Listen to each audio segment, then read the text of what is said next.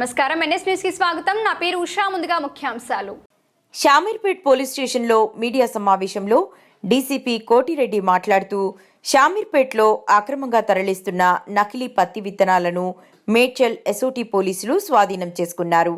కర్ణాటక నుండి హైదరాబాద్కు వస్తుండగా షామీర్పేట్ ఓఆర్ఆర్ వద్ద ఎస్ఓటీ పోలీసులు వాహనాన్ని చెక్ చేయగా వాహనంలో నకిలీ విత్తనాలు 35.5 క్వింటాళ్లు తరలిస్తుండగా ఎస్ఓటీ పోలీసులు గుర్తించారు. డ్రైవర్ను అదుపులో తీసుకుని షామీర్పేట్ పోలీస్ స్టేషన్కు తరలించారు.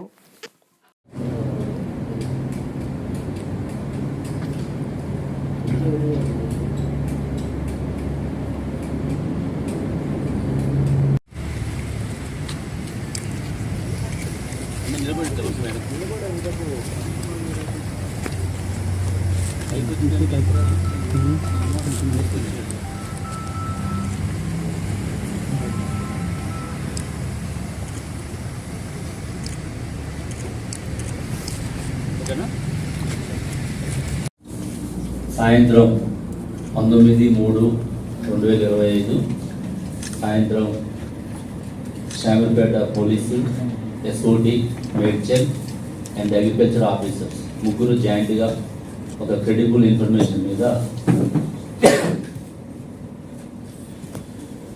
నిషేధిత నకిలీ పత్తి విత్తనాలు సుమారుగా 3750.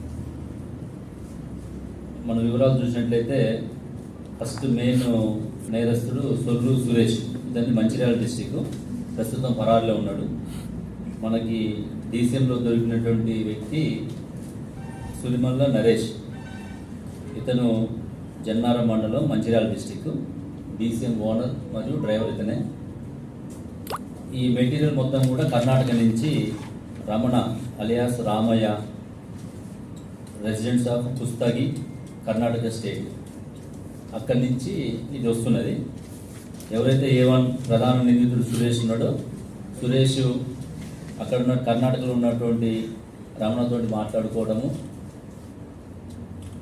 ఇది ఆల్రెడీ బ్యాండ్, ఇక్కడ మన దగ్గర దానికి పర్మిషన్ లేదు, ఎక్కడ లేదు, ఇక్కడే కాదు కర్ణాటక లేదు, ఇండియాలో ఎక్కడ లేకపోయినప్పుడు కూడా వాళ్ళు రైతులు మభ్యపెట్టి వాళ్ళు సొమ్ము చేసుకోవాలనే ఉద్దేశంతో ప్లాన్ చేసుకొని ఈ డీసీఎం ఎంగేజ్ చేసుకొని అతనికి నరేష్ అనేటువంటి వ్యక్తికి ఎక్కువ కిరాయి ఇచ్చి, నార్మల్గా అయితే రారని చెప్పేసి ఎక్కువ కిరాయికి ఇచ్చేసి ఇతను ఎంగేజ్ చేసుకోవడం జరిగింది. ఇతను కూడా ఆ విషయం తెలుసు.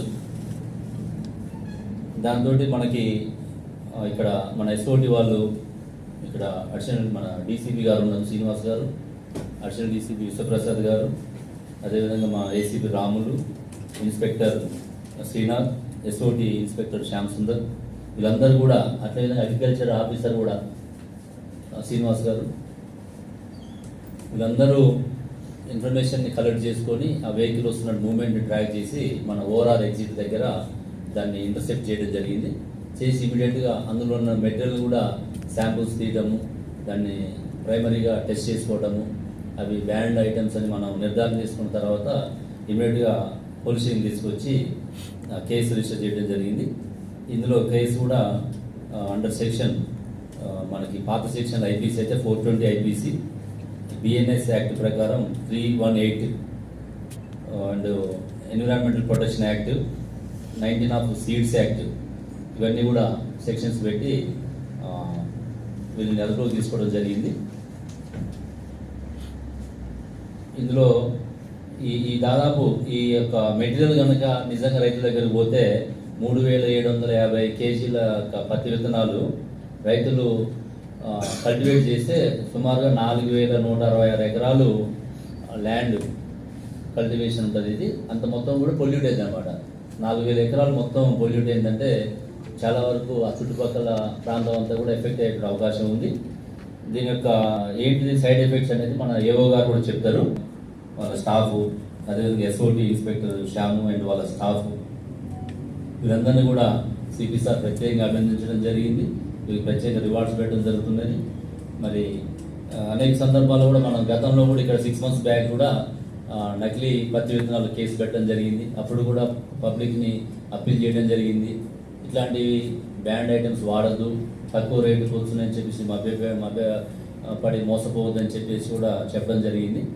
ఇది మన దగ్గర కాదు, ఓన్లీ మన కాడ ట్రాన్సిట్ పాయింట్ ఇది. మన యొక్క ఆఫీసర్స్ అలర్ట్గా ఉండి ప్రొయాక్టివ్గా ఉండి ఇంటెలిజెన్స్ కలెక్షన్ చేసుకొని ఇక్కడ చేయడం జరిగింది. కర్ణాటక నుంచి వస్తూ మన వీధి నుంచి ఆన్ ద వేలో మంచిర్యాల పోతుంది ఇది. అయినా కూడా మనము దీన్ని ఇంటర్సెప్ట్ చేసి పట్టుకోవడం జరిగింది. కాబట్టి వాళ్ళందరినీ కూడా నేను ప్రత్యేకంగా అభినందిస్తూ దాదాపు 98 లక్షలు అభినందిస్తున్నా వారిని.